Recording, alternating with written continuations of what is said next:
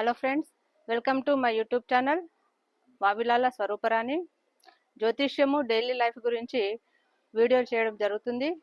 ఈ వీడియోలు మీకు నచ్చినట్లయితే తప్పకుండా సబ్స్క్రైబ్ చేయండి, లైక్ చేయండి, షేర్ చేయండి, బెల్ ఐకాన్ ప్రెస్ చేయండి. వీడియో ఏ విధంగా ఉంది అనేది కూడా కామెంట్ రూపంలో తెలియజేయండి.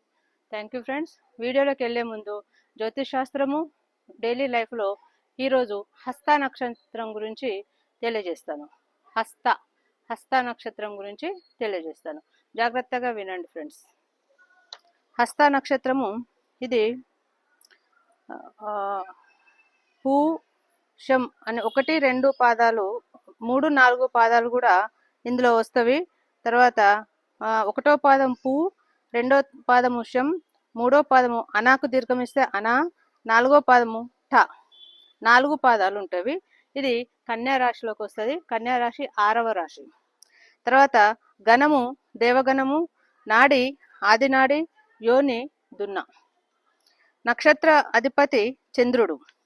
వీరు చంద్రుని ఆధిపత్యం వల్ల వీరి మనస్సు మృదువుగా స్నేహపూర్వకంగా ఉంటుంది. చంద్రుడు అధిపతి కాబట్టి వీరి యొక్క మనస్సు, తర్వాత ఆధిపత్యం వల్ల వీరి మనస్సు మృదువుగా స్నేహపూర్వకంగా ఉంటుంది. గమనించగలరు ఎవరు? హస్త నక్షత్ర జాతకులు. అయితే హస్త నక్షత్రం వివాహ వ్యవస్థలో మనకు ఏ విధంగా ముందుకెళ్ళాలి అనే విషయాలను తెలియజేస్తాను. మీకు ముందు తెలుసు, 18 పాయింట్ల కంటే ఎక్కువ వస్తేనే మనము వివాహ వ్యవస్థలో ముందుకెళ్ళాలి. 18 పాయింట్ల కంటే తక్కువ వస్తే తప్పకుండా రిజెక్ట్ అన్న చేయాలి, ఆలోచించాల్సిన అవసరము ఉంటుంది. అయితే ఈ హస్తకు ఏ నక్షత్రానికి ఎన్ని పాయింట్లు వస్తున్నాయో మీకు వివరంగా తెలియజేస్తాను. అశ్విని నక్షత్రానికి 11 వస్తున్నాయండి, పడదు.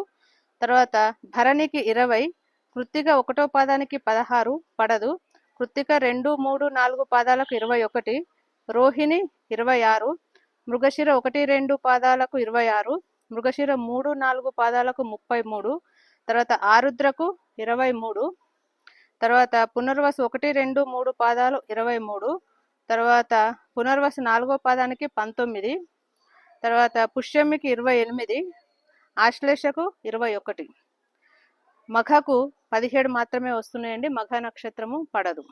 తర్వాత పుబ్బకు 22, ఉత్తర 1వ పాదానికి 17, తర్వాత ఉత్తర 2, 3, 4 పాదాలకు 26, తర్వాత హస్తకు 28, తర్వాత చిత్త 1, 2 పాదాలకు 27, తర్వాత చిత్త 3, 4 పాదాలకు 19, తర్వాత స్వాతికి 36 అత్యధికంగా ఉన్నాయండి. తర్వాత విశాఖ 1, 2, 3 పాదాలకు 17 పాయింట్లు మాత్రమే వస్తున్నవి. తర్వాత విశాఖ 4వ పాదానికి 19, అనురాధకు 26, జ్యేష్ఠ నక్షత్రానికి 12 పడదండి. తర్వాత మూలకు 14 పడదు. తర్వాత పూర్వాషాఢకు 26 పడుతుంది. ఉత్తరాషాఢ 1వ పాదం 27, ఉత్తరాషాఢ 2, 3, 4 పాదాలు 23, శ్రవణం 24, ధనిష్ట 1, 2 పాదాలు 19, ధనిష్ట 3, 4 పాదాలు 19, శతభిషంకు 7 పాయింట్లు తప్పనిసరిగా రిజెక్ట్ చేయాలండి. పూర్వభద్రకు 1, 2, 3 పాదాలకు 14, పూర్వభద్ర 4వ పాదానికి 19, ఉత్తరాభద్రకు 27, రేవతికి 27. ఈ విధంగా కలిసిన పాయింట్లు, కలవని పాయింట్లు కూడా మీకు తెలియజేయడం జరిగింది. కాబట్టి జాగ్రత్తగా వీటిని చూడండి. బయోడేటా రాగానే హస్త నక్షత్ర జాతకులు మన ఇంట్లో ఉన్నట్లయితే తప్పనిసరిగా మన దగ్గరికి వచ్చిన బయోడేటాలో జాతకం కలుస్తుందా లేదా అనే విషయాన్ని పరిశీలించాలి. మరొక్కసారి పడని నక్షత్రాలు చెప్తున్నాను, చూడండి. అశ్విని పడదండి, 11 పాయింట్లు. కృత్తిక 1వ పాదం పడదు, 16 పాయింట్లు. మఘ పడదు, 17 పాయింట్లు. తర్వాత ఉత్తర 1వ పాదం పడదు, 17 పాయింట్లు. విశాఖ 1, 2, 3 పాదాలు పడవు, 17 పాయింట్లు.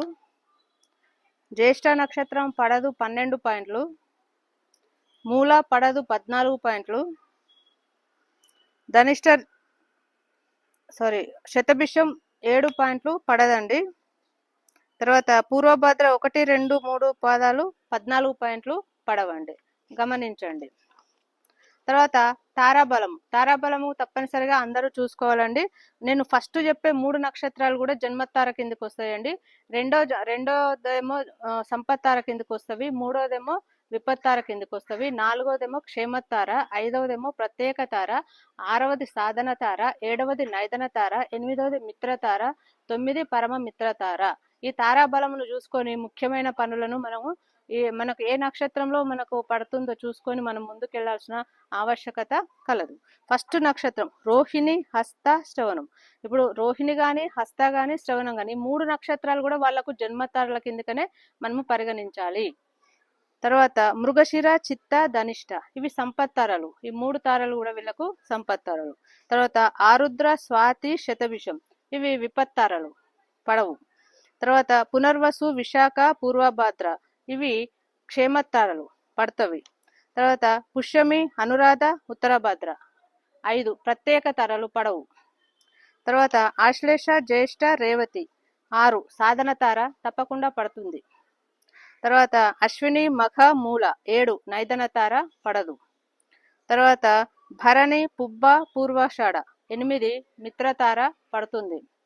తర్వాత కృత్తిక, ఉత్తర, ఉత్తరాషాఢ 9 పరమ మిత్రతార, పడుతుంది. నక్షత్రము యొక్క అధిపతి చంద్రుడు. ఈ హస్త నక్షత్రం యొక్క అధిపతి చంద్రుడు. ఆది దేవతలు వీరికి సవిత్ర దేవుడు. వీరు ముత్యము గనక ముత్యమును ధరించినట్లయితే బాగుంటుంది, చంద్ర నక్షత్రం కాబట్టి. తర్వాత వీళ్ళు అండ్ ఓపెన్ హ్యాండ్, చేతి చిహ్నము. హస్త అంటేనే ఇట్లా ఉంటుంది అన్నట్టు, చేతి చిహ్నము. అండ్ ఓపెన్ హ్యాండ్, చేతి చిహ్నము. ఈ హస్త నక్షత్రంలో జన్మించిన వారు చురుకైన మేధాశక్తి మరియు చేతి నైపుణ్యములలో ప్రసిద్ధి చెందినవారు.